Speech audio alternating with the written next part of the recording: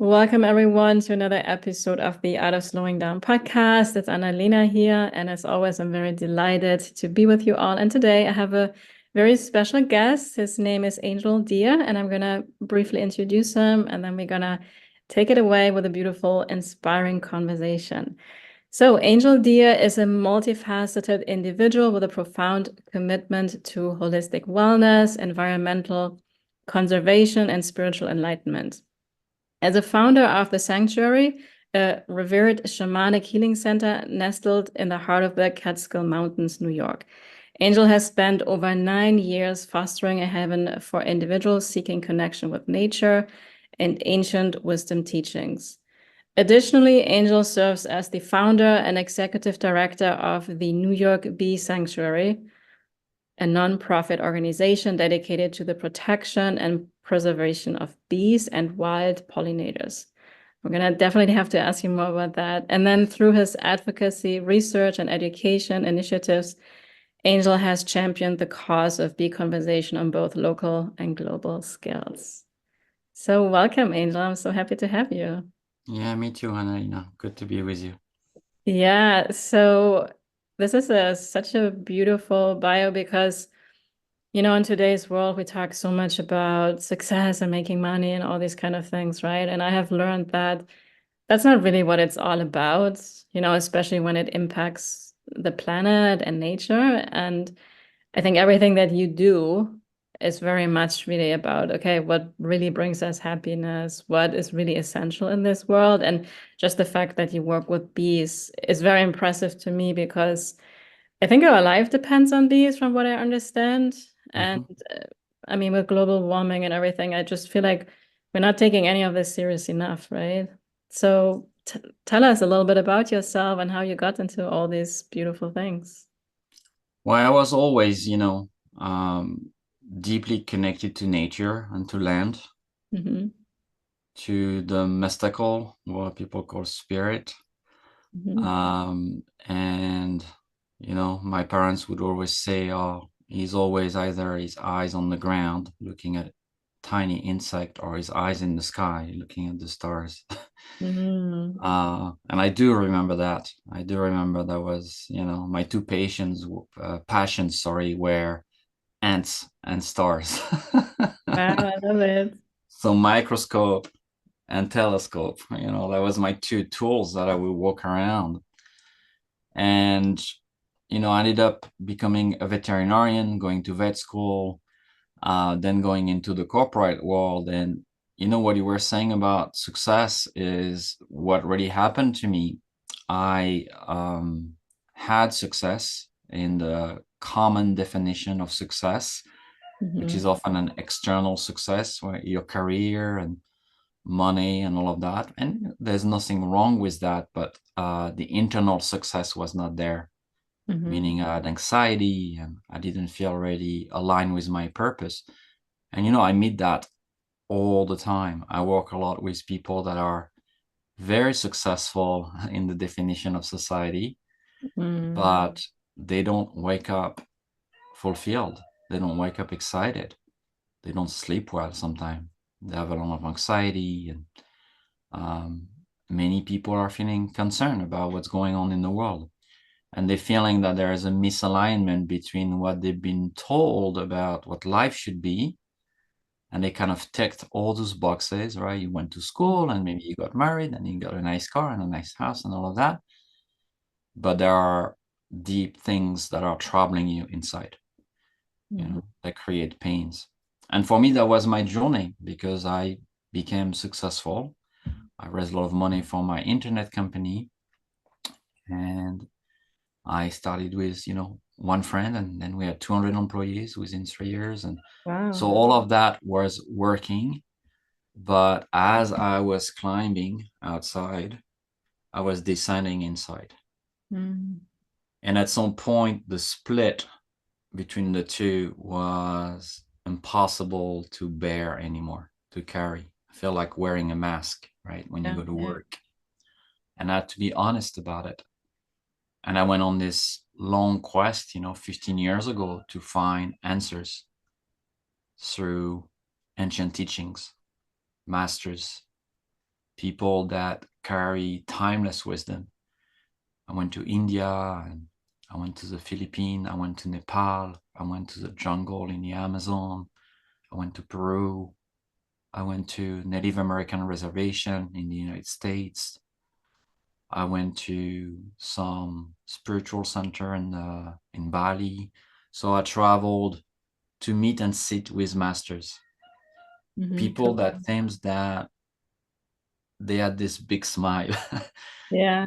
They And had like, some I kind guess of spark in their eyes that I could not see much in New York, where I was living. Despite I was often in places, like India, where people have way less in terms of material access. But somehow there was this smile. I think, in fact, I started writing at the time a lot. And my first blog post, aside from my post, I was saying, okay, I'm leaving all of this. I don't know where I'm going. I don't know what's going to happen. But my biggest one, my first blog post was the smile of Calcutta. And Kolkata is a very poor city in India. There's literally millions of people sleeping in the streets. And I'm not saying that everyone is happy, or everyone has what they need, but when I was working in the slums, when I was working at Mother Teresa, I had those eye contact with people that had somehow surrendered to something greater, and that put me on my journey, my internal struggle and observation. And then I was like, okay, there is something here that I don't understand.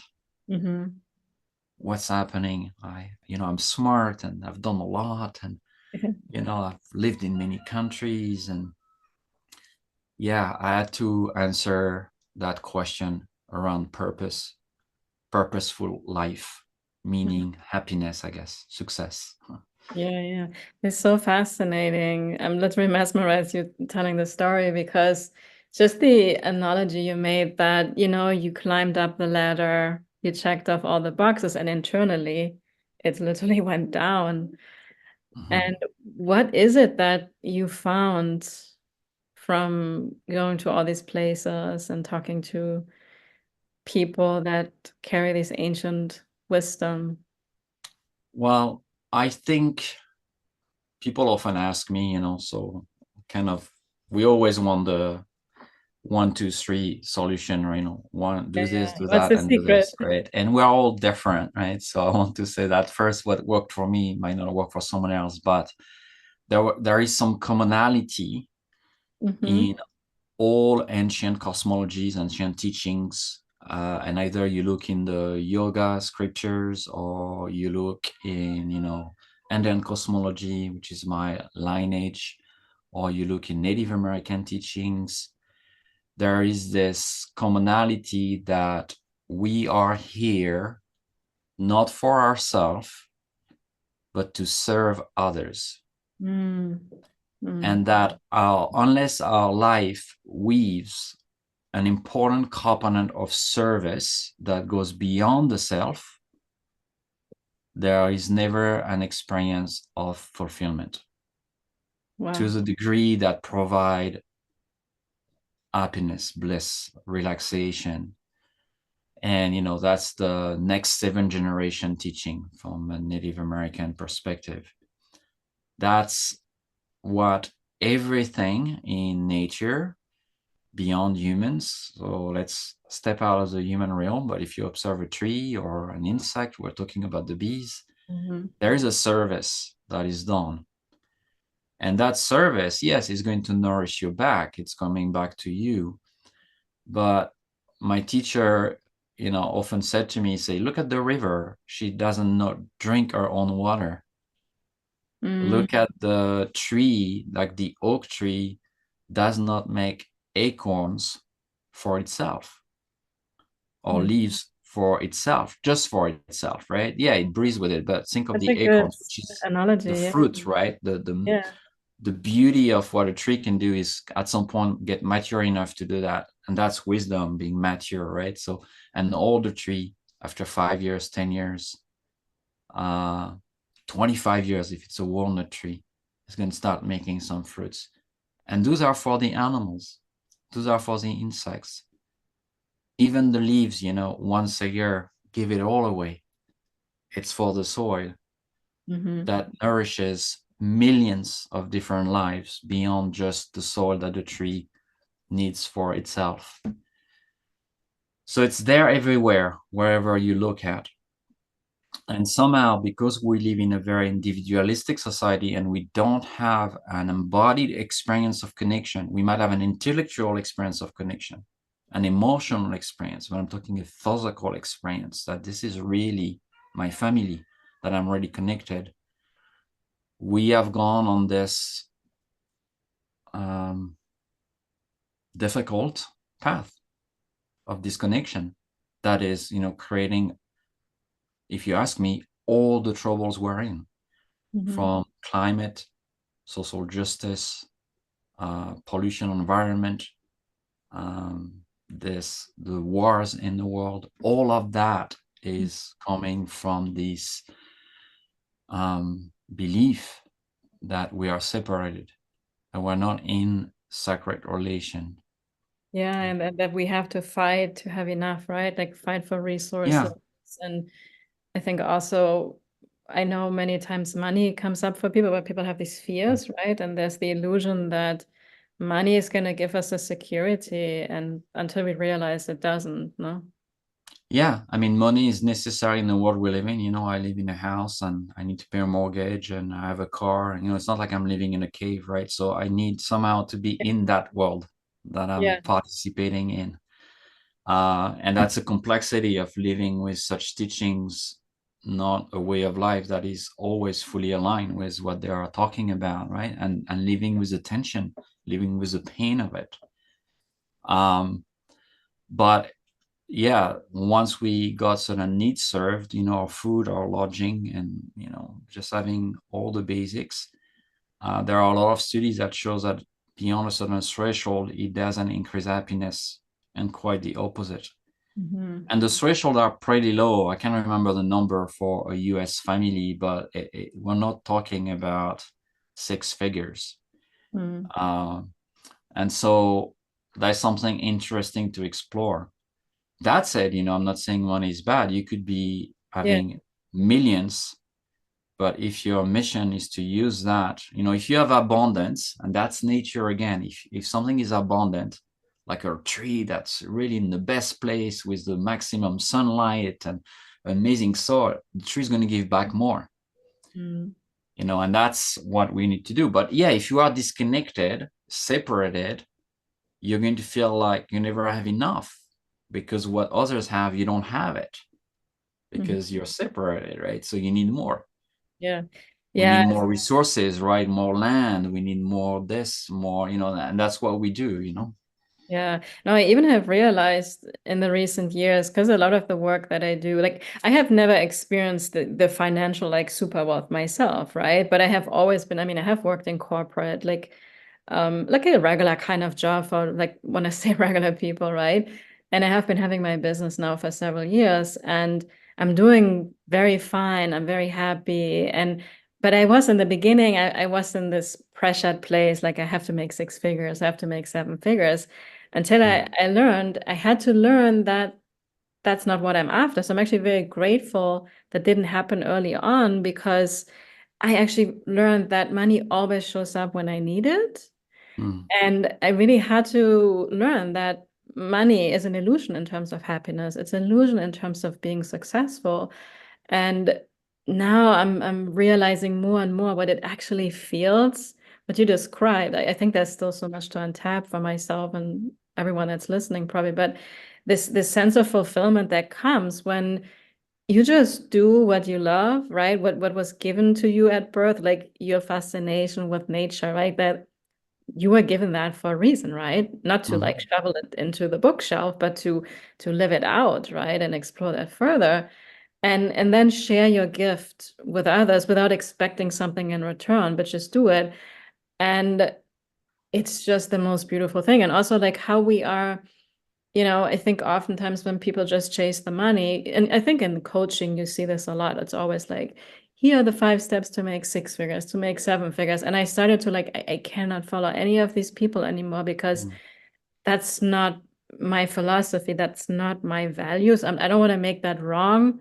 I think it's all part of us awakening to it. It has to happen in some way, right? That we're like, hey, we've tried it. We've learned that's not what it is. And I think true wealth can come also financially, even like when you do what you love, life will give you exactly what's meant for you, right?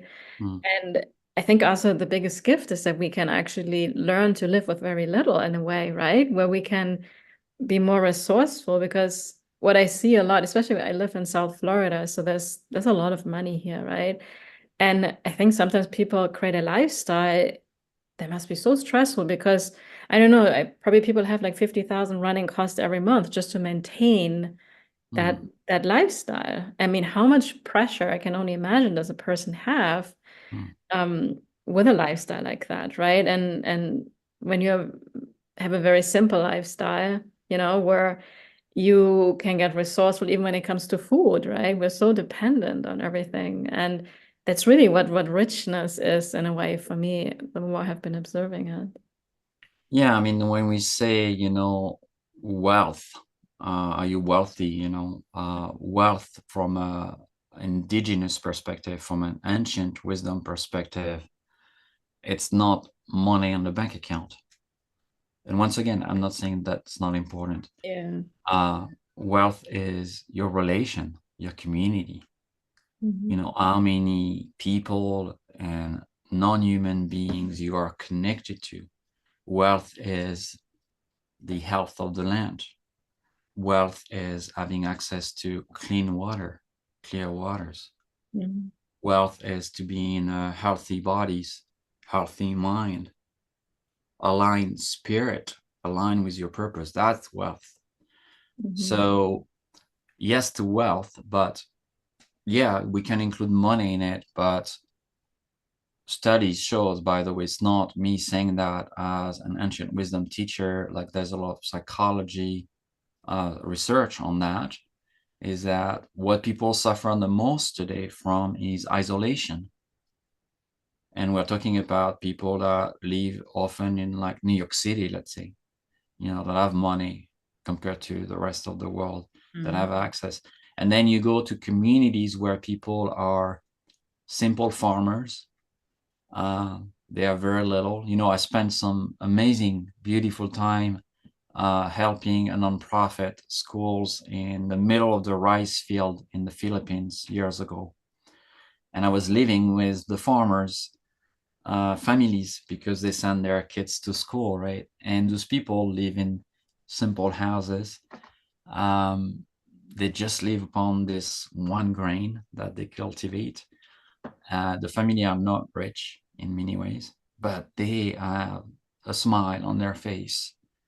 They have a joy that is impossible to explain. Children don't have really any toys. I mean, sometimes they have one, what we call a modern toys. They play with sticks, they play with branches, they play with old car tires that they roll on the road, right? But you see a level of happiness and emotional balance in children, psychological balance, that I do not see very as often in the Western world, unless children are raised in that way. And it doesn't matter the money wealth of the families very often. So, answers are never black and white. So when I say something, I'm just saying it's just that. But what I'm saying is that the more you observe and question, you're going to realize that yeah, you think you need more because you're afraid and you're not going to have enough and you need to pay your credit card and your mortgage and you're going to take a new job or climb the corporate ladder. But really what's calling you inside is something else. Yeah. You want to be able to relax. You want to be able to connect. You want to be able to smile in the morning. And this is not directly linked to making 6 figures or 7 figures. Yeah. But it may So it may very well happen anyways, right?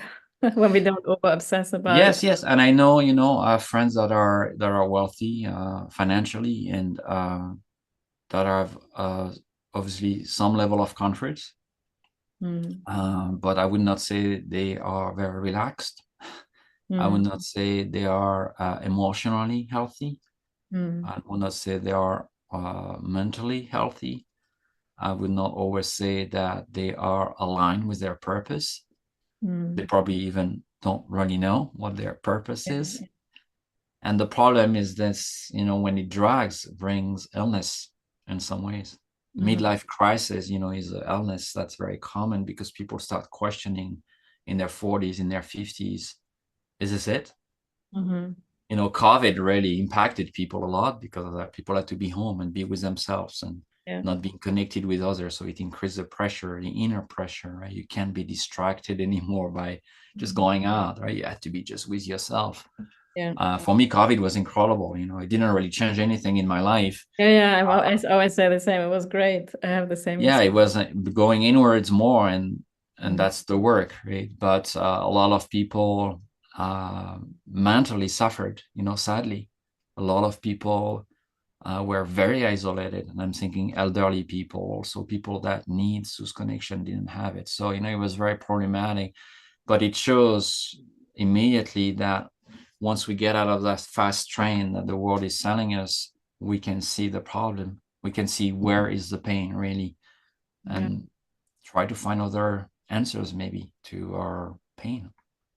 Yeah, thank you for sharing that. I would love to hear how you define what does it mean to live your purpose? How would you explain that to somebody that's listening? So from an ancient wisdom perspective, we are born with a purpose, with a mission. Think of the oak tree that I mentioned. The acorn already contain the tree, right? The seeds contain all the information. If you spend time with native cultures, ancient cultures, the way children are observed, taught, educated, they're not really educated, they are supported in their growth. The way it's done is that they observe them at very young age, 2, 3, 4, 5, 6, when they are young, and they see what traits, what qualities, what skills do they have. And some children are very good at drawing, some children are very good at building, children are very good at singing, some children are very good at talking with the others, right? Some children are like the council where other kids come to for guidance. They are teachers already, right? And in order to support the children, they first need to know that. What are you born with as skills? Because the skills are coming with your purpose. The skills are going to be in service of what you're supposed to do. And that is going to be fostered into your growth, right? Wow. So for us, when we talk about purpose, we're talking about something very elusive because we haven't been raised that way. And we have put so many layers on top of maybe the initial voice. Yeah, because it's the school system. Why school is also very beneficial. But what you just described is like weird slowing down as the adults to actually observe the children and learn from them what are their unique gifts. But where we are in society is like we kind of mold them into something. Like everybody has to learn this, everybody has to be good at everything, right? And we have to go to college, have to make a lot of money. So of course it's all. Yeah, because you're not a person, you're a product. Yeah.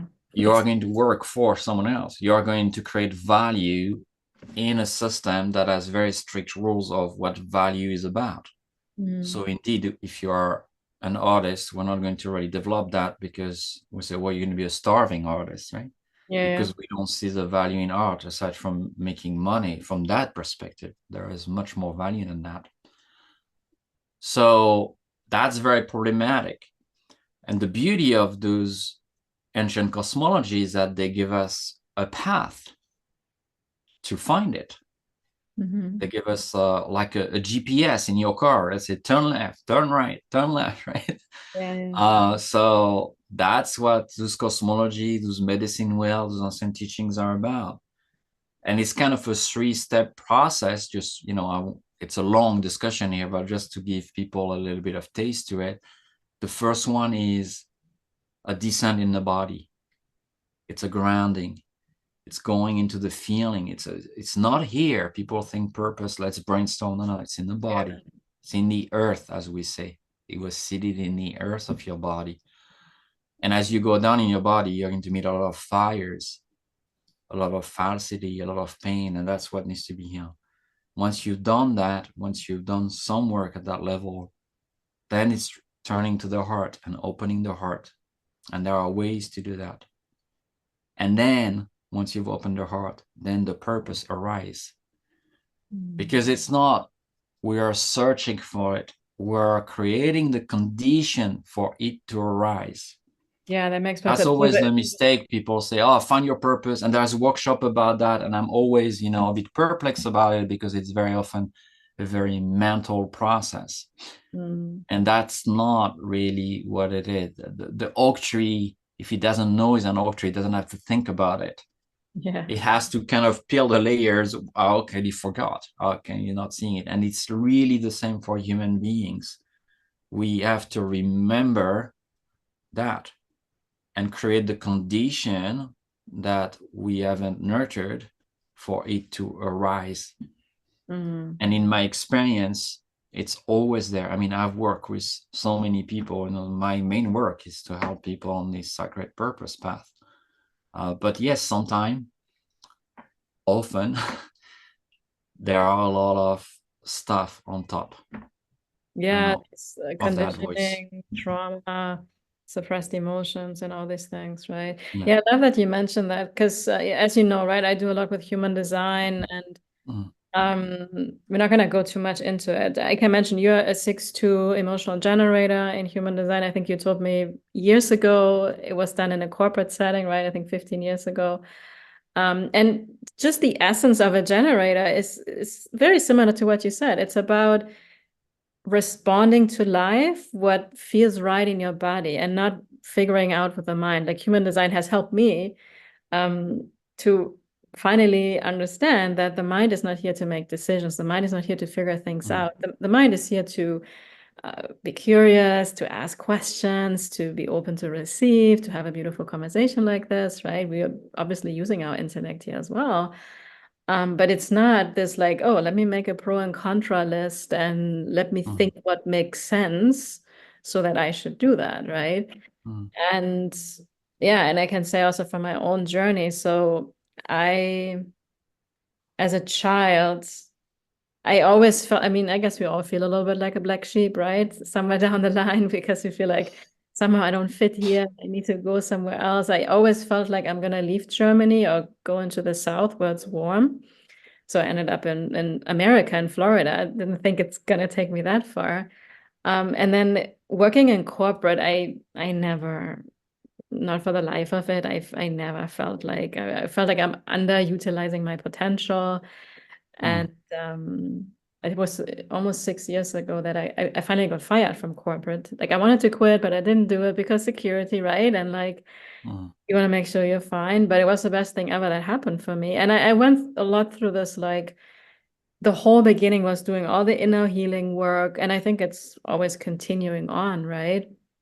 And I sometimes don't even realize how blessed I am that I had the pleasure to step into the direction of my purpose. I think there's still so much to uncover for me, probably, because I have never had the pleasure to go into these ancient wisdom modalities, even though even human design is based on the Kabbalah, is based on the Chinese I Ching. It's also actually ancient wisdom, right? mhm, The one thing I have been craving so much lately is that connection to nature.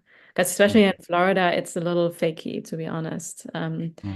So when I was reading like, oh, in the Catskill Mountains, I'm sure it's beautiful, like Yeah, just it is that. stunning. The view I have right now is amazing. Yeah, I'm like, oh my gosh. So that's what my body has been craving in the last year or so very strongly. I want to be by nature. I want to be where water is, and like when you were even talking about the trees, and so I just find that very, very fascinating. Yeah. Mhm. So tell us a little bit more about the so it's called the Andean Cosmology, and it's Mhm. called Ukupacha. I Googled it, but I wasn't exactly sure what it is. Like, can you elaborate a little bit on it? Well, Andean cosmology, I mean cosmology from the Andes in Mm-hmm. Peru, and the Andes mountain go way beyond Peru to the south, right? It was a Mm-hmm. huge mountain chain, uh, you know, as the Himalayas, right? That's the other one. That's the big Yeah. mountain on the earth, right? Um, it's a very complex, detailed uh, science for nature, for the mind, for the cosmos, for human beings, for relation. Mm-hmm. Um, it takes a lifetime to learn and teach, but there are concepts that can be brought into the modern life and help us. Mm-hmm. And that's what's the most important for me. In fact, in my main training, the Sacred Purpose Blueprint, I don't talk about ancient cosmology.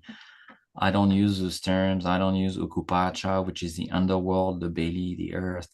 Mm-hmm. I made it in a way that is westernized in some way, but I use the map of that to guide people because I want to make it accessible. And also, it can be, we're talking about many, many years to really understand most of the concepts. So, if you want to change, Mm-hmm. uh, and you want to do a deep program that's only 3 months or 6 months, and have really big change, you don't really have time to study that, but we can use the principle of the elements to change. And Ukupacha, for example, is the underbelly. It's the earth. Mm-hmm. It's the where you plant the seed. It's where the babies are born. Yeah. So it's connected to the body. That's the womb of the earth and the womb of the universe. That's where all ideas come from, where the dreams come from, what we call the subconscious, the ideas we get out of nowhere. Nowhere is Ukupacha. It's a Yeah. place. It's So not a it's nowhere. also like our intuition then, right? Yeah, it's in the belly, so it's down there, right? Yeah. And that's where we start. That's why I say descending into the body, because we want to go to the mother, to the Mm-hmm. source, to the birthing place when we want to rebirth ourselves or change. On the other side, you have Hanan Pacha, which is the sky, and that's the mind, that's the wind. It's a masculine archetype, by the way. The other one is feminine. So you can see our society is very mind driven. The mind is the wind, the Mm-hmm. sky, it's the father, it's upwards. And that's very useful once you've done the two other layer before that, the earth and the fire. Exactly right. Because otherwise But it we can. start by that, right? So we are very mind centric, which means that we are running in circle because we are not getting already new ideas. We think we do, but there are iteration Mhm. from existing ideas, Yeah. right? You think we create from that place. We don't. We just make variations influenced by the mind. Mhm. True creation, discoveries are coming from another place. In fact, a lot of the major scientific discoveries and renowned scientists like Einstein's and others were people that had deep spirituality Yeah. and understood that there is something about the mysterious. There is something that we can't really see, we can't really prove, but that we can feel It's a and thing, that right? can guide us. We want to prove everything, but I think like the true magic happens with the things that is that intuitive Yeah, we knowing. have to, I mean, I was reading a scientific study that scientists are doing to find where consciousness is in the mind or in somewhere in the body or wherever, right? And they can't really find a place for consciousness. They find the first centers that where thoughts arise, but what's before that, what's really there, we don't really understand, you know. there are scientists looking to find, do we have a soul? Or are we just a chemical reaction, right? Are we just this body that is chemistry and biology? Are we more than that? And science always wants to slice and to reduce things, and that's how the scientific methods works, and it's very useful in many ways. The problem is we are here talking about things that you cannot put into equations, which are values, which are morality, which are essence, which are purpose, love. I mean, try to put love in equation on the drawing board. Good luck with that. So it's very clear that the thing that really matters to us, the things that really drives our life, make us feel humans and make us feel powerful and beautiful, all those emotions of love, purpose, fulfillment in life, a lot of these things are much more complex than a chemical reaction. It's not just serotonin in the brain. If not, we're all taking a pill and we'll all be happy, and we know there is no such a pill that exists, right? So that's interesting to me, that the hypothesis of something that is beyond our comprehension is really allowed in from a scientific perspective, because then that would mean that we assume or we agree that there are things that are beyond our mind, that are beyond human understanding. And for a human being that has placed itself on top of everything, on top of the pyramid of all the animals, on top of the world, on top of this planet, in control of everything, the fact that we are not is very difficult to accept. Yeah. That's the life crisis of humanity. This is the biggest crisis of the ego mind, at some point, to realize that there are those other layers that we might never understand. Literally, it's like we understand that for an ants, right? I was talking about ants. Ants, maybe don't have consciousness of us in the same way, or the universe in the same way. It's not for them to understand.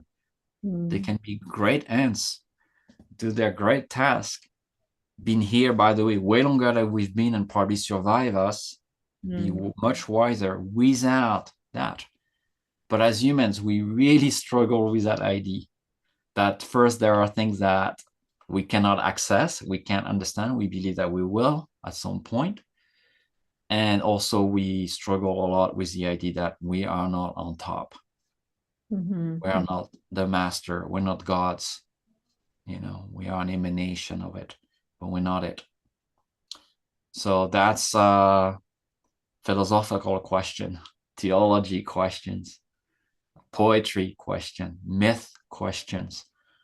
So many people still today love reading myth, love reading poetry, are interested in philosophy, theology, despite we're in a very advanced science world, right?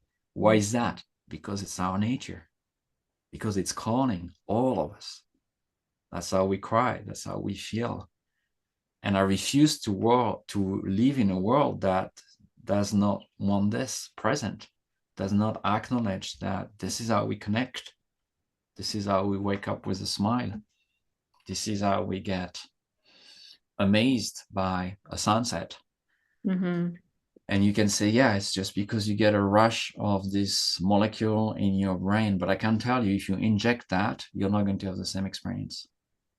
Yeah. So there is more that we don't know. Yeah, it's very fascinating. And it's so interesting. Like sometimes I feel very blessed because so when I look at how I live my life or how I run my business, this old way of like the masculine, right? Where it's just the mind, it doesn't work for me. It just, I have tried it. I have spent so much money on it, that I was like, this is not my way. And I had to finally surrender to it. And when always like things go really well for me, it's because I trusted those intuitive insights. I went beyond the logic. I followed my body over my mind, right? That's also what I have learned very similar in this way through human design, also the gene keys, and also this wisdom that the feminine comes first. There's actually in the hexagram from the I Ching, the first hexagram, you probably know this, is the most masculine.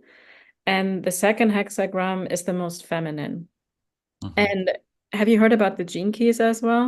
No, I don't know about it. No. Yeah, so the gene keys they have kind of grown out of human design, but we just have the 60, we don't have these types anymore. It's more feminine essence. But it's using basically the ancient wisdom also from the Chinese I Ching. It's also in a very poetic way. I think you would personally love it a lot. And Richard Rudd is the person that brought it into the world. And he talks in the book about that they kind of got it wrong, that the first gene key should really be the second, because the feminine, which is the second gene key or the second hexagram, really comes first. And exactly what you were saying. So I love how in all these different systems, ancient philosophies, and now also more modern things, like you also, when you teach it, you make it practical, I guess, for people, right? So they can actually comprehend it in today's world. Yes, and the practice are very simple. It's working with your breath, with your body. Yeah, right. Certain And things slowing down. that are easy to do, right? You don't need Yeah. to understand electricity to Mm-hmm. switch off the light. You can just push and it light up, right? Either you understand it or not, doesn't really matter. Yeah. And the body is the same, right? You don't really need to understand exactly all what is happening, but you know that if you do this, this will happen, Yeah. right? So yeah, we can connect through very simple rituals and practices sometimes. Yeah. Yeah, I love it. And I mean, that's also, I guess, slowing down is a big process of all of this, right? It's inevitable. Yeah. If you go too fast, it's like on the road, right? You're not going to see what's on the side of the road. You're just going to miss it. And Yes. we're trying to see what we haven't seen yet. That always been there, by the way. I'm not revealing anything to any of my students or clients, Mm-hmm. something they don't know. Yeah. They kind of know it deep down. They maybe don't have access easily, right? So my goal is just to guide them on their own journey, to give you tools for self-discovery, self-remembering, self-empowerment. Yeah. And yeah, if you don't slow down, which the world has a very hard time to do, right? You're going to be unable to pick up on the details that matter. Only anything that's really big or very loud will you hear, right? Yeah. But those voices of the mysterious, those voices of the soul, the purpose, the heart, they are small voices. They whispers behind the loud voice of social media and televisions and wars and anger and all those very fiery emotions. Those Mm-hmm. are more settled, they're more gentle, they're more soft. And if you don't slow down, you will not see them. If you don't quiet the mind, which is slowing down the mind, you won't hear it. So, yeah, it's inevitable. It has to happen. And it's often very painful to do. Yes, but thank you for sharing your beautiful perspective. So before I ask you about how people can work with you, I'm really curious about the bee sanctuary that you're part of. So tell us just a little bit about that. Well, it's a nonprofit that I created with some friends over 10 years ago now, Mm-hmm. and that aim to create pollinator safe, pollinator friendly lands across the United States and the world. Now we have, lands all across the world in so many countries, Beautiful. um, where people take a pledge that they are going to support the life of pollinators by planting native flowers and plants and trees, by not spraying the land with chemicals, by having more wild prairies and flowers and lawns that are dead land, to make a commitment and a pledge to, have maybe their quarter of an acres or even their balcony or their rooftop on their buildings, to give access to food, to water, to shelter, to those little insects that goes way beyond honeybees, like all the pollinators that are out there, so they can support ecosystems that we are living from and with. Mm-hmm. And we started as an idea, and I think now we've close to, I don't know, almost 1,000 bee sanctuary across the world now. I mean, mainly I think 800 in the United States, from individuals that have very tiny plot of lands to people that have hundreds of acres, to cities that have green part of their public spaces, to schools that say, hey, we love what you do, we're going to make a garden and grow food and put bee houses there for the kids to learn, corporation, hotels. It's already been amazing to see how the program has grown. And it's a nonprofit. I don't get paid for it. It's, for me, it's just my passion. It's just such a beautiful mission. Yeah, I feel something really important. Yeah, I can see you light up definitely talking about it. That's wonderful. Yeah, so I'm gonna make sure. So if people want to donate or something, they just go to the New York Bee Sanctuary online, or how does that work? Yeah, they can go on newyorkbeesanctuary.org, and there's a donate button there if they want to make a pledge for their own land to convert it. It's very simple to do, really. Many people are already doing it. They just need to register, and it's free. Then they're part of the list, and we're all, a big family of people across the world doing that commitment. And yeah, if you just want to make a donation, it always help for us to increase our reach. Super beautiful. Thank you for sharing that. And so finally, I want to ask you, share with us, please, like, how can people work with you? What are some programs that you offer to help people connect to their purpose?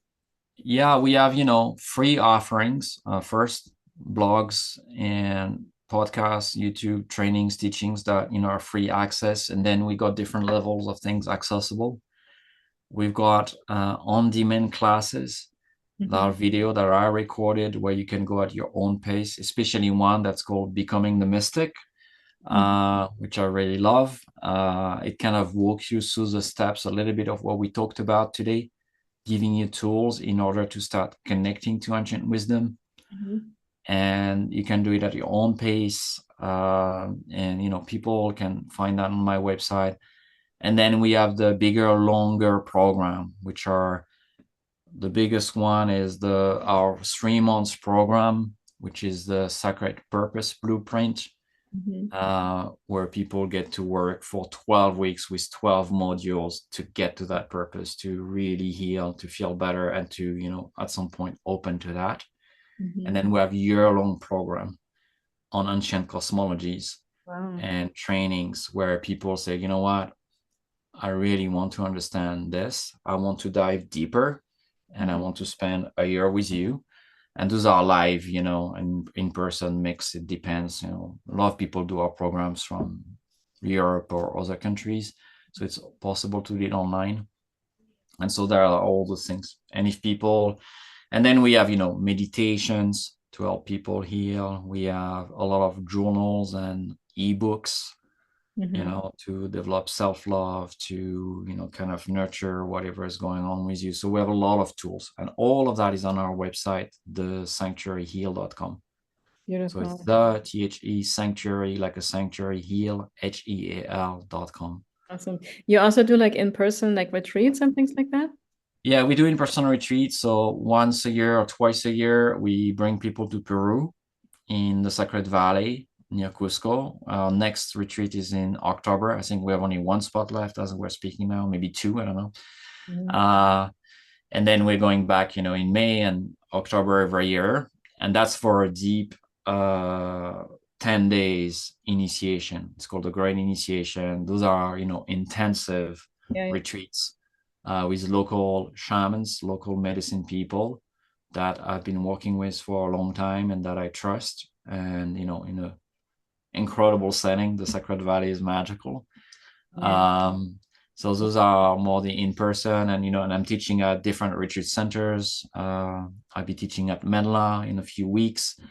I'm teaching at Kripalu. That's a famous center in Massachusetts, in October. So people can also find me. I travel a little bit to bring those teachings. Yeah. Wonderful. Sounds very fascinating. It's definitely on my wish list, some of those things. The Peru is really calling me for some reason. So Well, you're close by. It's easier. You're in Florida, so it's a yeah, shorter flight it's a little to bit go to shorter, Peru. right? Yeah, then from here.